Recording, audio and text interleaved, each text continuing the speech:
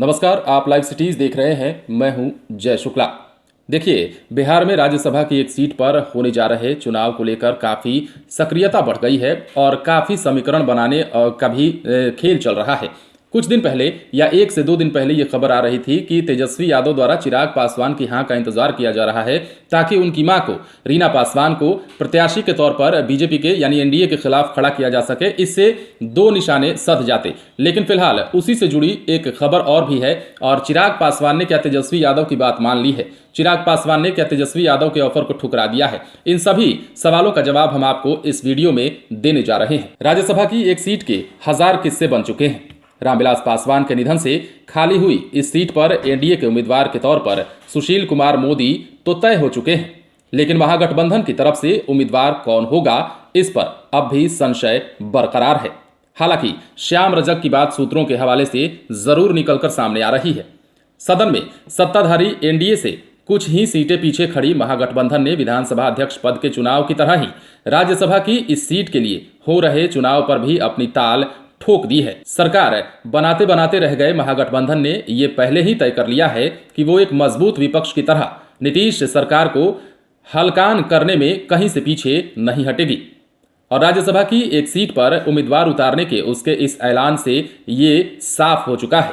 लेकिन सवाल ये है कि महागठबंधन की तरफ से उम्मीदवार आखिर कौन होने जा रहा है? महागठबंधन ने जबरदस्त राजनीतिक चाल चलते हुए लोजपा प्रमुख चिराग पासवान की मां रीना पासवान को महागठबंधन की तरफ से राज्यसभा सीट के लिए उम्मीदवार बनने का प्रस्ताव दिया था। लोजपा को दिए इस प्रस्ताव के जरिए महागठबंधन ने एक तीर से कई निशाने साध लिए। सबसे पहले उसने बिहार की राजनीति में अलग थलग पड़े लोजपा को महागठबंधन के साथ आने का प्रस्ताव दे डाला, तो दूसरी तरफ इस पेशकश के जरिए भाजपा पर रामविलास पासवान के परिवार की अनदेखी का आरोप भी मढ़ दिया। वहीं इस बहाने उसने दलित समाज के प्रति अपनी सहानुभूति भी जता दी।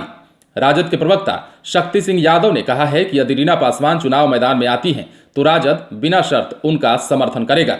ये सीट लोजपा की है। महागठबंधन की इस चाल को बखूबी समझते हुए लोजपा ने राजद की तरफ से मिले इस प्रस्ताव को ठुकरा दिया है। लोजपा प्रमुख चिराग पासवान ने महागठबंधन में जाने से साफ इनकार कर दिया है। इसके पीछे वजह यह है कि लोजपा महागठबंधन की हर चाल को बखूबी समझ रही है।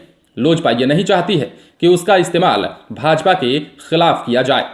इसकी वजह यह है कि चिराग पासवान को देर से ही सही एनडीए में ही अपना भविष्य सुरक्षित दिख रहा है और महागठबंधन की इस चाल का हिस्सा बन वो केंद्र में अपने भविष्य को खत्म नहीं करना चाहती। दूसरी तरफ राज्यसभा चुनाव का अंकगणित भी कहीं न कहीं एनडीए के पक्ष में ही है।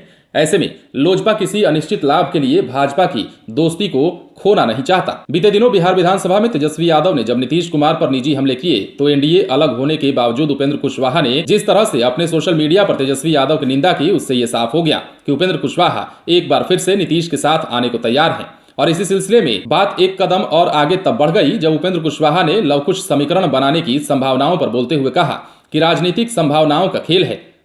असल में बिहार में तीसरे मोर्चे के नेता बने कुशवाहा चुनावी नतीजों में शून्य पर आउट हो गए और अब वो अपने लिए नई संभावनाएं तलाश रहे हैं। लेकिन राज्यसभा की इस लड़ाई में तेजस्वी यादव और चिराग पासवान की बात हम कर रहे हैं। हालांकि उपेंद्र कुशवाहा नीतीश कुमार के नजदीक आने की कोशिश अपने बयानों के जरिए जरूर कर रहे हैं, लेकिन फिलहाल जो बात चल रही है वो चिराग पासवान और तेजस्वी यादव को लेकर चल रही है कि राज्यसभा सीट के लिए जो उपचुनाव होने वाला है उसमें तेजस्वी यादव का ऑफर चिराग पासवान ने क्यों ठुकरा दिया।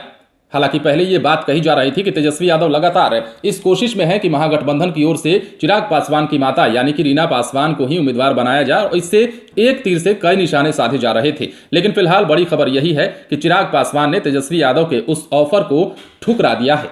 आप बने रहे लाइव सिटीज के साथ, तमाम खबरें हम आपको देंगे, लेकिन उसके लिए आप हमारे चैनल को सब्सक्राइब करें। अगर आप ये वीडियो फेसबुक पर देख रहे हैं तो पेज को लाइक करें। इसके अलावा आप हमें ट्विटर पर जरूर फॉलो करें। धन्यवाद।